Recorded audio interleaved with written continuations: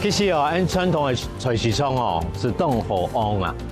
买平东西哦，可能一礼拜是去两三遍，啊，两三遍呢，买别个东西呢，其实去到按客家种的菜市场啊，当到无哦。我跟你讲，我等下带你去来菜市场啊，来寻宝。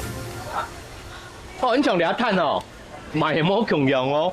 头先我看到遐，遐安那叫点面啊，客家人啊，爸爸就讲鸭翅筒哦。其實那個洗澡嘅叫點面啊，來溫茶，咁又好哦，這是魚腥草啦，啊，客家話叫做果貼兒。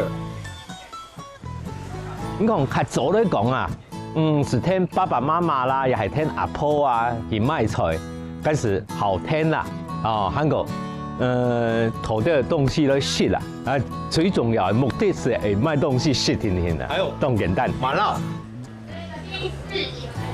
这个啊，豬耳朵呢，就是我小時候啊，我跟阿婆去街上，最後他買完遇到這個，我一定會去買這個豬耳朵。在60年代的時候呢，這豬耳朵不得了，它沒有這麼大，耳朵越來越大。以前60年代的豬耳朵就是比較小，很稀奇的，我告訴你。然後這個呢，應該是地瓜的吧？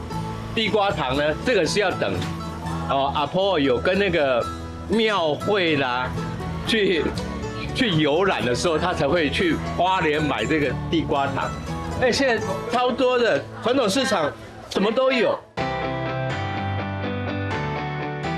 哇，憨豆水果哦！我跟你講，較早啊，做生意時節啦，看到啲靚果啊，安泰真係靚果，我跟你講，平常時食唔到哦。